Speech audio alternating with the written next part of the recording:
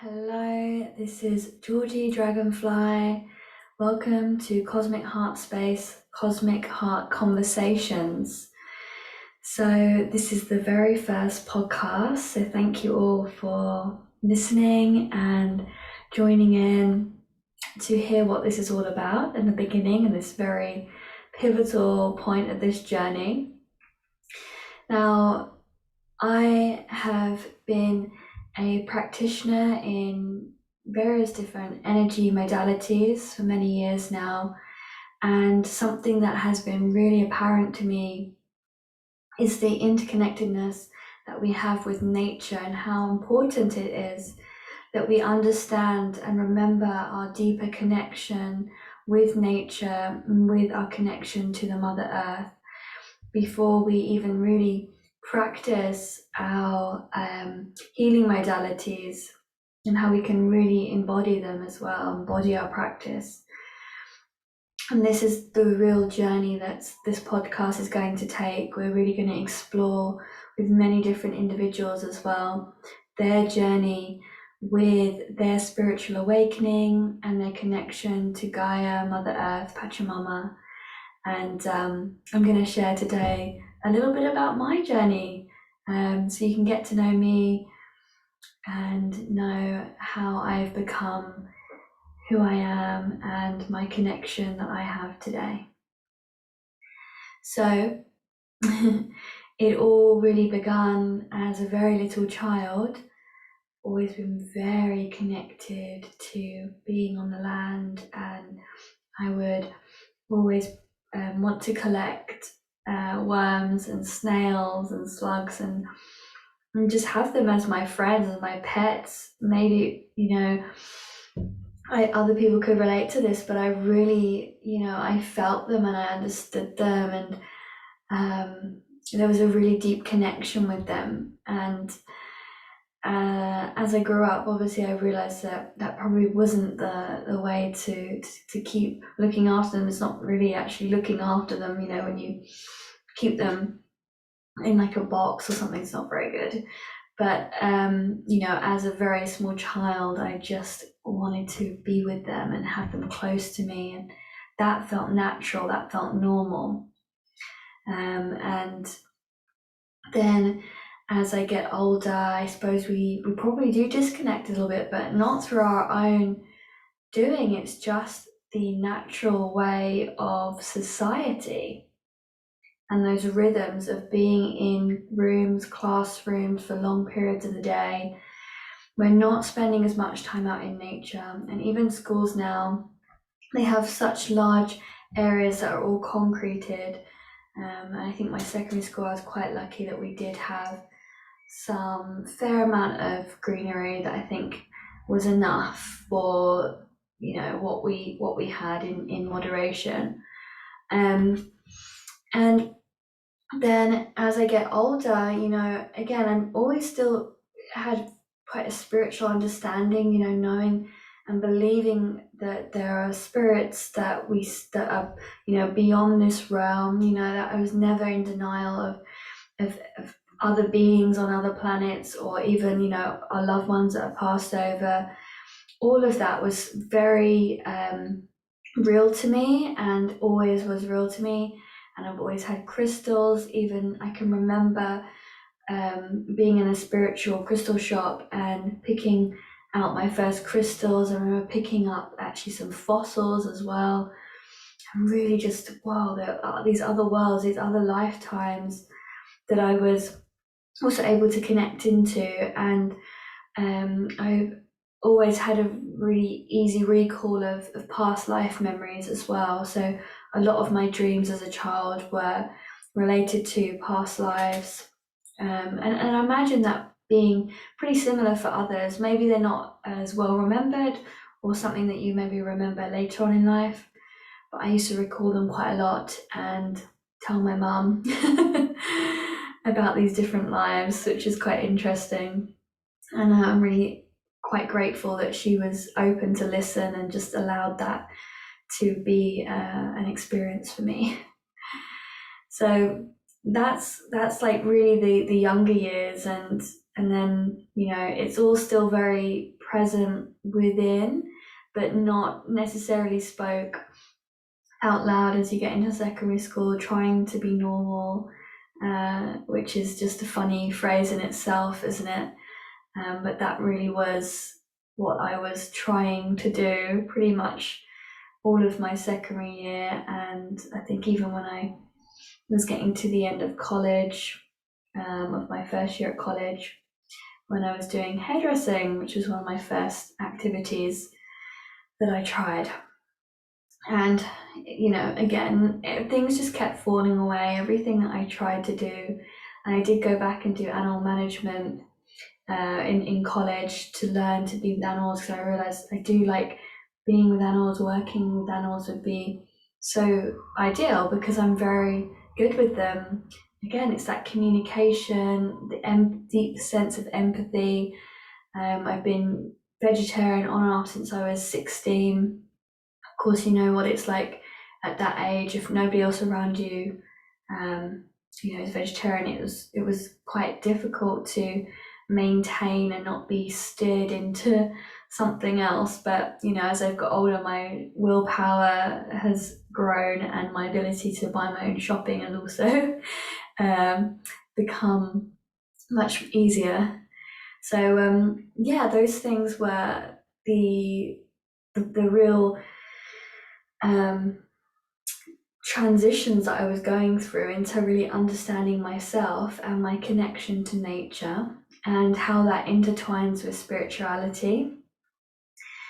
So again, as well, if we look at lots of different cultures and traditions, I suppose you may even call them religions, like paganism and shamanism, that these are really earthly practices. And so it makes sense for me personally that no wonder I have such a connection in that way, because I have, again, recalls of lifetimes where I've been, the witch, the hedge witch and the herbalist, and even shamans and things like that. So my remembrance of that energy, of of being able to sort of understand the spirit realm and the spirit of the trees and the animals and the plants was always really natural. And I think that can be that for a lot of people when they've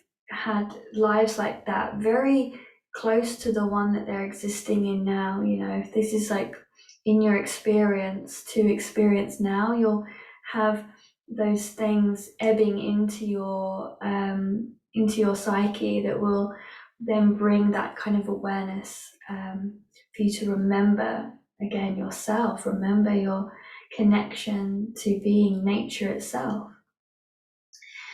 So and then when I got into my early 20s, I began to feel pretty low, pretty depressed, because again, this is a really disconnected sense of not being with nature. I was actually working in retail, which was in a shopping center, so I was spending a large amount of my time completely disconnected. I was not in nature, and I would go for a walk once, maybe twice a week, go into the woods, but yet that wasn't enough. And I knew, because every time, it's almost like the whole week I'd be feeling so sick until I went to the woods, and then I would feel better and I'd feel good once I'd spent that time doing that. So it just showed me how important that it was.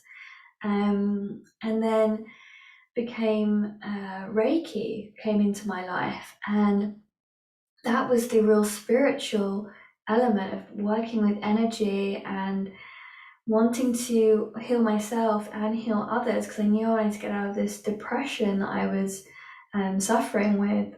So this felt like the right path for me, and I honestly can't remember how I knew about Reiki, how I even, it just happened. I was going to Pilates session, and I remember one day saying it in class, just going, I want to do some Reiki.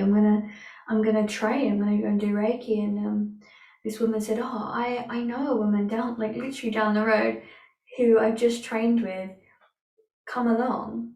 And that's how I ended up going on to that, through that path. And I feel that that Reiki one was seriously one of the biggest shifts in my life, because I really felt this beautiful, pure, blissful energy come into my being, and I felt so much love and so much had lifted, but also it really enabled me to start the work. So it began to be that work on myself. I spent then many years really trying to get myself out of the rut that I was in, and I did so.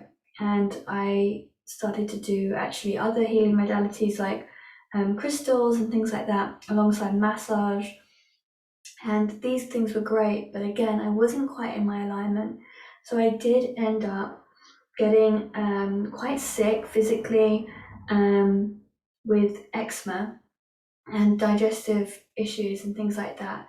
Now, I think that this again was a calling from my body, from my soul, to remind me that I wasn't on my path. I wasn't completely connected. I was still disconnected and not living in my whole truth, and not spending enough time with nature, not communicating with nature as much as I could do.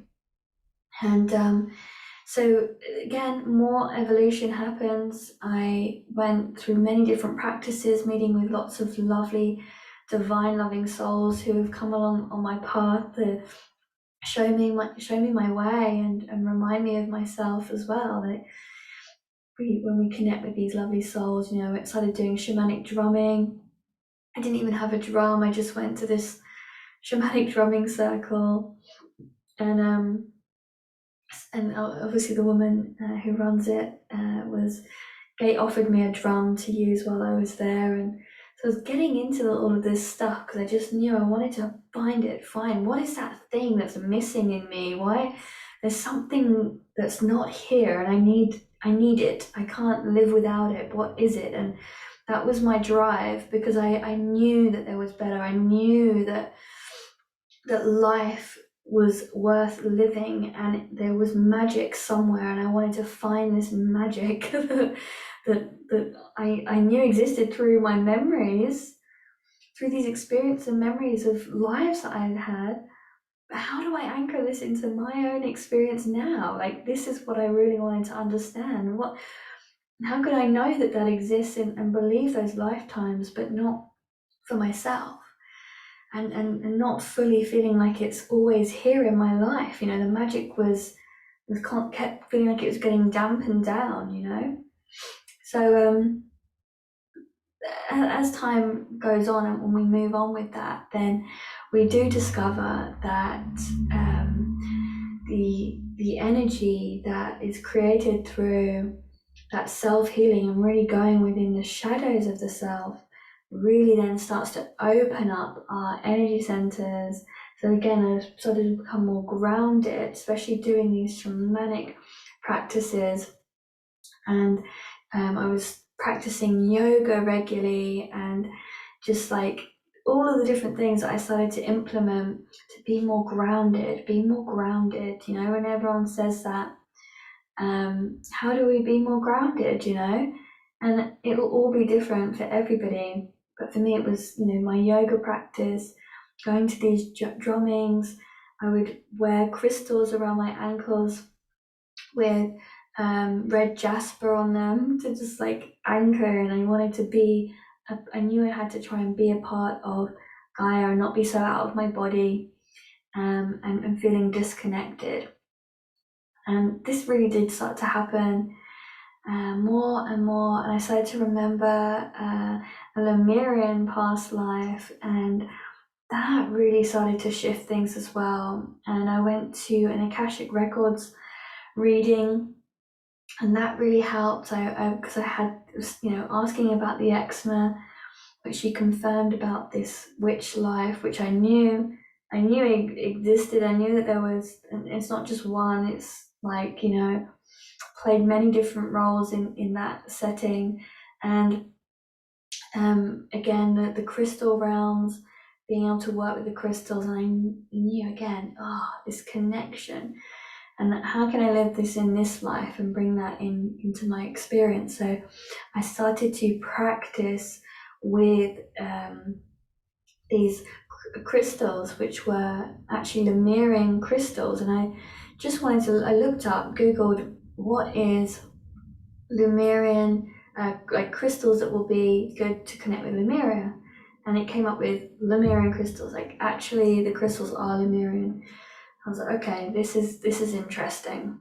Okay, I've been guided to do this, and here they are. Like, so I got all the pointer ones, and I created a circle, and I would meditate with them, and I would call in this energy, call it in, to be reconnected, to really understand myself and my spirituality, unlocking gifts. I wanted to unlock gifts within my being that I knew that I had in other lifetimes, so why not have them now here in this reality? And what happened is that something called light language started to emerge, or what I like to call is heart language. Now, we know in different cultures that we have different languages that are innate. Some, even in Christianity, call it tongues. There's all these different perspectives of what light language is, and we can even look at when you are in a shamanic journey, and we've got all of the like whispery sounds and the bird sounds and the whistling. To me, all of that is light language. Sanskrit is light language. Ancient Hebrew is light language. These are beautiful languages. And the chanting of the Tibetan Buddhist monks, all of that sound to me is light language. And the merging of them all together is also another expression of what we would say is light language. So sometimes you'll notice, if you listen to people speaking light language, the sounds are all different, and sometimes you can pick up that it sounds like from different languages, and that's because they are really talking from this purity of their heart. It's coming through their heart, and what's emerging is this pure divine vibrational resonance through the sounds and the formation in which they are sounding. So we don't always understand them, and that's because we are just experiencing the energy and its information that is coming into our energetic field. This is also multi-layered, so multi-dimensional beings. So we are multi-dimensional beings, and our experience is human, and then we expand and we think, we've got spirit guides, so we speak to guides that are from maybe other dimensions. Maybe they're beings that are very earthbound, but still would associate them as spirit guides. So for an example, my first spirit guide that came in for me was a Buddhist monk that I really connected with really strongly, and now I see them as an aspect of me. They're not just actually from just a past life. They're not even just a guide or another, and they are actually, we're a family. We're all interconnected souls experiencing simultaneously, really, and actually we're helping each other out. When we're on those higher timelines, we're able to assist each other, and I now experience them actually as a dragon. So through his evolution of helping me and assisting through his ascension process, he's become a dragon, and that's probably already in the now, but I am experiencing, because of where I am, I'm now able to experience him as a dragon, which again, that dragon is an aspect of me, and I predominantly have a very strong dragon energy that comes through my light language. So needed to just feel like I needed to explain the light language as well, before going forward on that journey. And basically, with that, we're multidimensional, so yeah, all different dimensions. You can communicate, and that energy can come in, and it's working through our heart space because that's a magnetic field that emanates out, but it also receives in, and where we're working within that quantum field to pull information in and emanate it out. So we are communicating. It's like an antenna, but it's just here in this heart center. It's within us, and we're emanating it out. And that's how we also experience with other humans as well. When we're standing next to somebody and someone comes in the room, we're really feeling, obviously, with our aura and that heart space, we're communicating. And that's really where that telepathy even comes in. Is through that communication. We're understanding how that person feels, what they're thinking, not necessarily the whole sentence, but it's like the agenda behind maybe that thought. And we get a gauge whether we want to interact with that person or not. Maybe we can feel they haven't got a nice agenda, or actually we think they're super awesome and we can't wait to actually get to know them more. So that's how it kind of works well with the multiverse. And when we're communicating through our heart space and using what, maybe we could call a modality, is the light language. And this is pure divine loving source experiencing through us and expressing through us. So it's a beautiful opening, a beautiful thing to open. So I'm going to come back around now to the circle and opening of the light language with the crystals. So we're sitting there and I'm opening up, and what happened actually first for me was the writing. So I had, notepads and pens and things, and I was writing and journaling through my meditation process.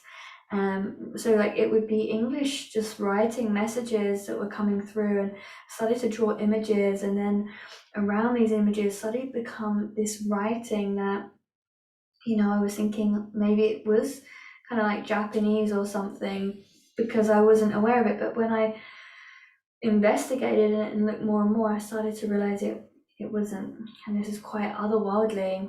And then all these other streams of writing started to come through, and I've got quite the collection that I can, if whoever I'm really tuning into, if I want to tune into a specific frequency, a specific kind of writing will come through.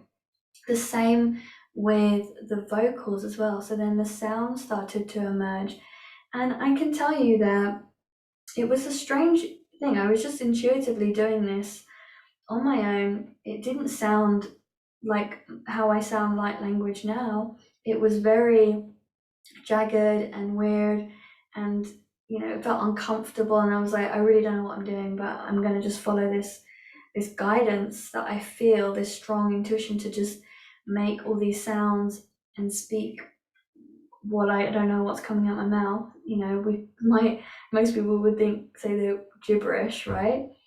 And it's something that just developed more and more the more I started to do it. And then I'd meet with people and experience, with all these different people who were saying about mentioning light language to me. And you'll do it. Go in when you're in the car, like just shout it out when you're in the car. And then I was thinking, oh gosh, I think I'm already doing this thing, but I need to like sit with it and find out what's going on. So I spent like a long time doing that and trying to understand what's going on, and then it really comes back around. So like literally there's a loop into my Reiki training where I was doing my level 2. And I did this one in a group, and there was a woman who was speaking like another language even back then, and she'd mentioned it, and it kind of, I didn't feel easy for me at the time because it was something new.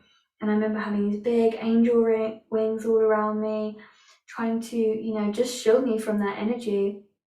So you think that was like a year on, and then it started to develop for myself, but just like totally unknowing. So that must have been some kind of trigger. And it was obviously meant to be that I went in and experienced that with that woman there, even though I didn't completely acknowledge it or really, do you know what I mean? It's like it just really was almost like a little seed for me to kind of go away and try and learn my own experiences, do my own thing.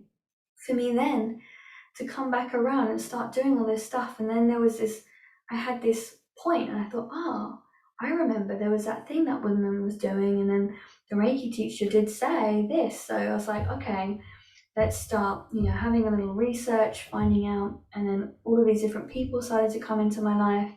It was beautiful. And I can tell you now as well that was a real shift as well in my connection deeper with nature as well. I felt even more connected to nature than I ever did before. The more I opened up into this divine communication, the more I was connecting with the divine, which is nature. Nature is divine. It's so pure and organic. And so, I'm just looking at the tree that's behind me and this plant that's behind me, and I'm thinking, yeah, we have these beautiful communications and connections, and going to the woods, communicating so in a complete awareness with the trees, and feeling this expanded space of love within my heart. This love keeps expanding and growing for all beings and all things, and that unfolds in on itself. It unfolds into me as well, and I feel that expanded space of love for myself the more I become in aware and acknowledgement for the love and the innate being that I am. So this is really a little bit about my journey and how I feel and perceive nature. And I'm going to be inviting on some individuals to talk about this themselves so that we can share our different stories and try and bring the dots and dots together. And also, hopefully, it'll help to give others this beautiful experience and understanding that you are nature, you are love, and love is nature, and love and nature are pure divine source or pure divine God, however you wish to express that. And that is you too. That's our essence, that's our core of what we are and our being. And so all of these interconnected aspects, when we see them all as one, we experience life from a very magical perspective, and joy and love and bliss and grace just is completely your life. So I really hope that you've enjoyed listening to me bring in a little bit about my story in the very beginning. And I kind of jumped in and we went into the light language because I think a lot of the people here that are going to be joining are going to be predominantly those that speak and write light language, so we can share our journey with this modality that is awakening within many. So it's been here forever and held really well within tribes and some really beautiful sacred cultures. And now it is really expanding out and rippling through everybody as they awaken and remember themselves and their divinity. So many blessings to you all. Please give this a like and a subscribe if you really enjoyed it. Give it a share, let your friends know that you've got a new podcast and it's brilliant. And I'm sure it will become even more interesting with all the beautiful like-minded souls. And a massive gratitude to Anchor, which is the platform that I'm going to be using to share out to all of the beautiful souls that wish to connect. So love you all, and I'll speak to you very soon. Bye.